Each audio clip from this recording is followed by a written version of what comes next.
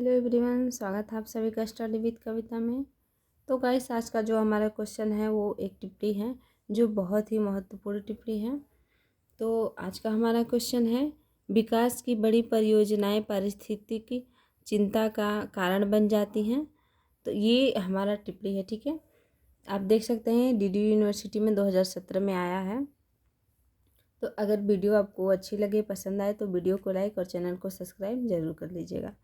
तो गाइस, हम इसमें पढ़ेंगे कि विकास की जो बड़ी परियोजनाएं हैं उससे मतलब वो हमारे पारिस्थितिकी तंत्र के लिए क्यों चिंता का कारण बन रही हैं, अर्थात हमारे पर्यावरण के लिए चिंता का कारण क्यों बन रही हैं, और इसी पे हमें टिप्पणी लिखनी है, ठीक है।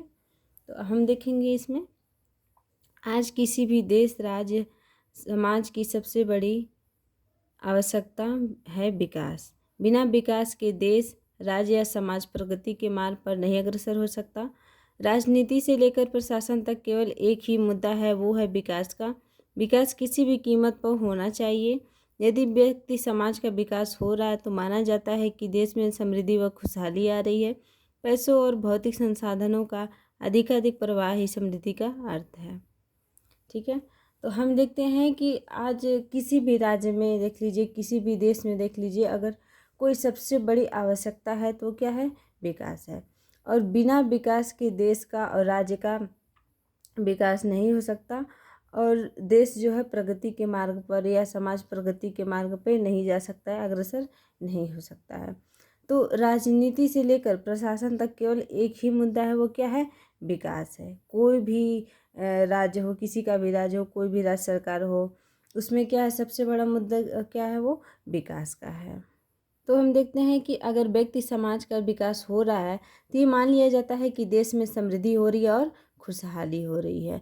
पैसों से और भौतिक संसाधनों से अधिक जब मतलब प्रवाह होती है समृद्धि का, यही अर्थ है। अर्थात हम कह सकते हैं कि जब पैसे और भौतिक संसाधनों का अधिक प्रवाह होने लगता है तो वही क्या होता है? समृद्धि का अर्थ है, और उसी से क्या होता है? विकास होता है। तो अब हम इसमें आगे देखते हैं, विकास के इस खेल में जहाँ एक ओर हमने भौतिक संसाधनों का ढेर लगा लिया है, वहीं दूसरी ओर हमने प्राकृतिक संसाधनों को नष्ट भी किया है। हम सभी जानते हैं कि किसी भी देश या राज्य का विकास तभी होगा जब बड़े बड़े कल कारखाने, उद्योग धंधों की स्थापना होगी। इसकी स्थापना हो जाने के बाद हम आर्थिक रूप से संपन्न हो जाते हैं, परंतु अन्य मामलों में हम काफ़ी पीछे रह जाते हैं। विकास की बड़ी बड़ी परियोजनाएं देश के आर्थिक विकास को एक तरफ जहां नई दिशा प्रदान करती हैं, वहीं दूसरी ओर पारिस्थितिकी चिंता का कारण भी बनती हैं। भौतिक सुविधाओं को एकत्रित करने की दुनिया में होड़ सी मची है। इसके लिए हम किसी भी चीज़ की बलि चढ़ाने को तैयार भी हो रहे हैं, ठीक है। तो हम इसमें क्या देखते हैं? तो इसमें हम देखते हैं कि एक तरफ जहाँ विकास के क्षेत्र में हमने भौतिक संसाधनों में वृद्धि की है, तो वहीं दूसरी तरफ हमने प्राकृतिक संसाधनों को नष्ट भी किया है। जैसा कि देखिए कि हम सभी जानते हैं कि राज्य या देश का विकास तभी होगा जब बड़े बड़े कल कारखाने होंगे, उद्योग धंधों की स्थापना होगी, और उन स्थापनाओं के आने जाने के बाद क्या आर्थिक रूप से संपन्न हो जाएगा हमारा देश और हमारा राज्य। लेकिन कहने की जो अन्य मामले हैं उसमें हम क्या रह जाएंगे? काफ़ी पीछे रह जाएंगे, क्योंकि बड़ी बड़ी जो परियोजनाएं वो देश के लिए क्या करती हैं? विकास को एक तरफ तो ले जाती हैं, विकास को तो वो बढ़ाती हैं, लेकिन वही दूसरी तरफ जो है पारिस्थितिकी तंत्र को क्या करते हैं? नष्ट करते हैं। इसीलिए पारिस्थितिकी चिंता का कारण भी वो बन जाती है। इसलिए जो है भौतिक सुख और सुविधाओं को एकत्रित करने के लिए तो बहुत सारी होड़ मची है। जैसा कि हम देखते हैं कि जो भौतिक सुख सुविधाएं होती हैं उनको पाने के लिए दुनिया में मतलब बहुत सारी चाहत होती है कि हमें ये चीज़ चाहिए, ये सुविधा चाहिए। तो उसके लिए तो हम आप किसी भी चीज़ की बलि चढ़ाने के लिए तैयार हो जाते हैं, चाहे प्रकृति की हो या पैसे की हो, और चढ़ा भी लेते हैं। उसके लिए ये नहीं देखते हैं कि इसका हमारे नेचर पे क्या प्रभाव पड़ेगा, हमारे ऊपर अपने शरीर पे क्या प्रभाव पड़ेगा। हम कोई भी सुख सुविधा हो उसे क्या कर लेते हैं? एकत्रित कर लेते हैं। आगे देखते हैं गाइस क्योंकि संसाधन हमें प्रकृति से ही मिलते हैं, इसीलिए बलि भी हम प्रकृति की ही चढ़ा रहे हैं। इसका परिणाम यह हो रहा है कि हमारी समृद्धि तो बढ़ रही है, परंतु वास्तविक तौर पर हम गरीब हो रहे हैं। यह गरीबी पर्यावरण और पारिस्थितिकी की है। हमारी जैव विविधता खतरे में है, हमारा संपूर्ण पर्यावरण खतरे में है। यही कारण है कि आज हमारे सामने कई ऐसे सवाल खड़े हो गए हैं जिनके बारे में कल्पना तक नहीं की गई थी। देखिए, हम सब जानते हैं कि जो भी संसाधन होते हैं वो हमें प्रकृति से ही प्राप्त होते हैं, और हम अपनी इच्छा पूरी करने में इतने अंधे हो जाते हैं कि हमें ये पता नहीं चलता कि अगर हमें ये चाहिए तो इसके बदले हमने क्या खोया है और क्या खोना पड़ेगा। अब जैसे मान लीजिए हमारी चाहत है कि हमें सुंदर सुंदर फर्नीचर मिले, तो फर्नीचर तो हमें मिल जाएंगे, लेकिन उसके बदले हमें पेड़ काटना पड़ेगा और उसे क्या करने पड़ेंगे, बनवाने पड़ेंगे। तो हमारी इच्छा तो पूरी हो गई, लेकिन नेचर को हमारे क्या पहुंच गया, नुकसान पहुंच गया, क्योंकि पेड़ हमने काट दिया जिससे हमें ऑक्सीजन मिलता था। तो यही बात इसमें बताई गई है कि हम अपनी इच्छाओं को, अपने भौतिक संसाधनों को पूरा करने में इतने मुक्त हो जाते हैं कि हमें पारिस्थितिकी को बहुत नष्ट करते हैं, उन्हें बहुत हानि पहुंचाते हैं। और यही कारण है कि इस पे चिंता करने के लिए हमें मजबूर कर दिया है, और इसीलिए हमारा पारिस्थितिकी तंत्र जो है वो खतरे में है और हमारी जैव विविधता खतरे में है। एक तरह से कह लें तो हमारा पूरा पर्यावरण खतरे में है, और यही कारण है कि कई ऐसे बड़े सवाल पैदा कर दिए हैं कि जिसके बारे में हम कभी कल्पना भी नहीं किए थे। गाइस, ये क्वेश्चन टिप्पणी है हमारा, इसलिए हमें पूरा विवरण देना पड़ेगा, विस्तार से समझाना पड़ेगा, इसलिए आप वीडियो को स्किप ना करें और पूरा वीडियो देखें जिससे आपको ये क्वेश्चन समझ में आए। तो अब हम इसका उदाहरण देखेंगे। उदाहरण के तौर पे हम देखेंगे कि हमारा पारिस्थितिकी जो है वो चिंता का कारण क्यों बना हुआ है। तो इसमें हम देखेंगे, उदाहरण के तौर पर हम दिल्ली, जो कि देश की राजधानी है और सारे विकास की नदियाँ यहीं से बहती हैं, इसी कारण उदाहरण हम लेते हैं। हालांकि दिल्ली गर्व के साथ देश का सबसे अधिक हरियाली वाला मेट्रो शहर होने का दावा करती है, बावजूद इसके यहाँ गौरैया जैसे एक पक्षी को नहीं बचा पा रही। कोयल की कूक दिल्ली वासियों के लिए स्वप्न भर है।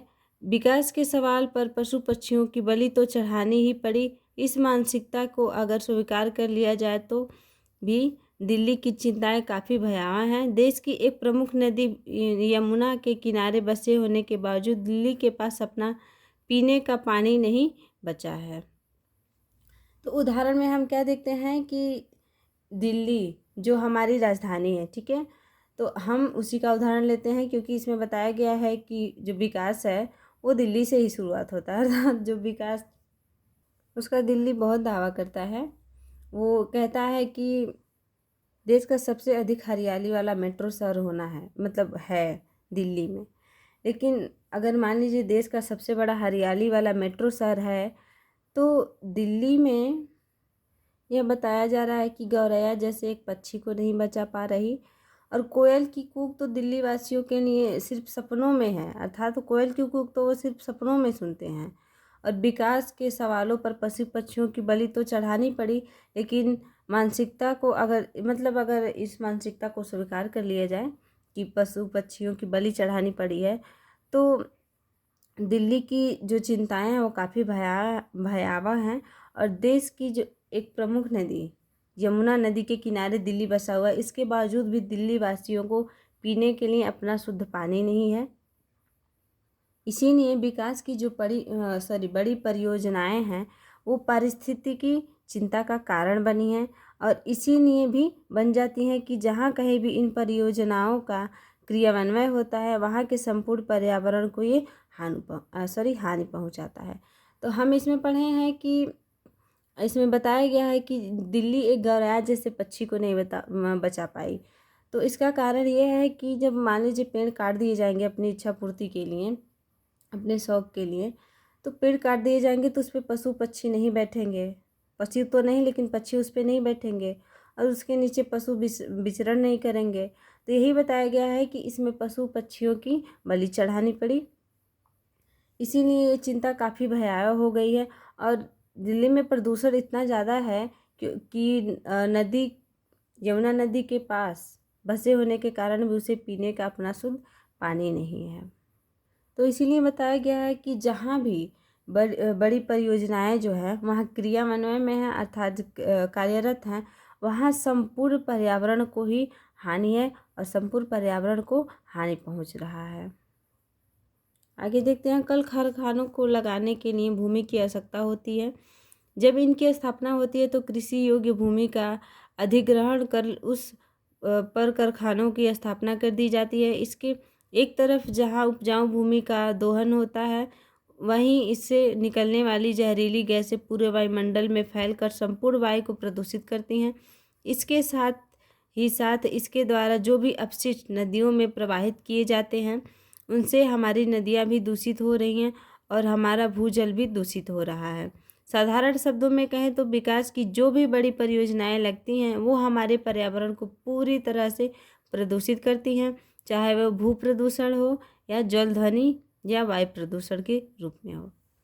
तो हम देखते हैं कि जो भी कल कारखाने लगाए जाते हैं उसमें भूमि की तो आवश्यकता होती है, क्योंकि कल कारखाने तो भूमि पे ही लगेंगे और इनकी स्थापना जब होती है तो जो भी उपजाऊ भूमि होती है वो तो हमारे कारखानों में लग जाती है। लेकिन जब कारखाने चलते हैं तो उससे निकलने वाली जो जहरीली गैस होती है वो पूरे वायुमंडल को दूषित करती है, पूरे वायुमंडल में फैलकर पूरे वायु को क्या कर देती है, प्रदूषित कर देती है। और इतना ही नहीं, इससे जो निकलने वाला अपशिष्ट होता है कारखानों से, वो जब जल में नदियों में प्रवाहित किया जाता है तो नदी का जल का पूरा पानी क्या हो जाता है, दूषित हो जाता है। इससे हमारा क्या हो जाता है, पूरा भूजल जो है वो क्या हो जाता है, दूषित हो जाता है। और यदि हम दूषित देखिए, हमारा जो वायुमंडल है, पर्यावरण है, वो तो दूषित है ही, लेकिन जब हम दूषित पानी से भी अपने खेतों में सिंचाई करेंगे तो क्या होगा, हमारे लिए हानि पहुंचाएगा हमारे फसलों को। और उन फसलों को जब हम अनाज से उसका सेवन करेंगे तो क्या होगा, मनुष्य के जो शरीर है उनको भी क्या पहुंचाएगा, हानि पहुंचाएगा। इसलिए पर्यावरण प्रदूषण बहुत हानिकारक है। इससे सिर्फ पर्यावरण की नहीं, मनुष्य की भी क्या होती है, हानि होती है। तो साधारण शब्दों में हम कह सकते हैं कि जो विकास की बड़ी परियोजनाएं होती हैं वो हमारे पर्यावरण को पूरी तरह से क्या करती हैं, प्रदूषित करती हैं। चाहे वो भू प्रदूषण हो, चाहे जल प्रदूषण हो, या ध्वनि प्रदूषण हो, या वायु प्रदूषण हो, वो किसी भी रूप में हो, वो हमारे पर्यावरण को क्या करती हैं, पूरी तरह से प्रदूषित करती हैं। इसमें नेक्स्ट देखते हैं, इन बड़ी परियोजनाओं के द्वारा हम तत्कालिक सुख सुविधाओं को तो पा लेते हैं, परंतु अपने पर्यावरण की पूरी तरह नष्ट भी कर देते हैं। बड़ी बड़ी परियोजनाओं में बड़ी बड़ी मशीनों का प्रयोग होता है। इससे एक तरफ जहां काम जल्दी हो जाता है, वहीं हम दूसरी तरफ मानवीय श्रम का उपयोग कम कर देते हैं, जिससे बेरोजगारी को भी बढ़ावा मिलता है। कहने का तात्पर्य है कि इन बड़ी बड़ी परियोजनाओं से जहां हमारा विकास होता है, तो वहीं इन्हीं परियोजनाओं के कारण हमारा पारिस्थितिकी तंत्र पूरी तरह से छिन्न भिन्न हो जाता है। तो देखिए, हम इसमें बताया गया है कि जो बड़ी बड़ी परियोजनाएं होती हैं उसके द्वारा हम तत्कालिक सुख सुविधाओं को तो पा लेते हैं, परंतु पर्यावरण क्या होता है, हमारा दूषित होता है। अर्थात ये जो बड़ी बड़ी परियोजनाएं हैं वो तत्कालिक सुख सुविधा को तो प्रदान कर देती हैं, परंतु इससे हमारा पर्यावरण क्या हो जाता है, पूरी तरह से नष्ट हो जाता है। और बड़ी बड़ी परियोजनाओं में बड़ी बड़ी मशीनों का प्रयोग होता है, जिससे एक तरह काम तो जल्दी हो जाता है, लेकिन अगर मशीनों से काम होता है तो लोग क्या हो जाते हैं, उससे बेरोजगार हो जाते हैं, उन्हें बेरोजगारी का सामना करना पड़ता है। तो इसीलिए कहा गया है कि इन बड़ी बड़ी परियोजनाओं से जहां हमारा विकास हो रहा है, तो वहीं इन्हीं परियोजनाओं के कारण हमारा पारिस्थितिकी तंत्र की क्या हो जा रही है, पूरी तरह से छिन्न भिन्न हो जा रही है। अर्थात इसके कारण ना सिर्फ वायुमंडल बल्कि पूरे मानव को भी, वायुमंडल को भी क्या कर रहा है, छिन्न भिन्न कर दे रहा है।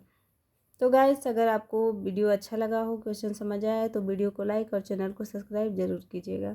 मिलते हैं नेक्स्ट वीडियो के साथ। बाय।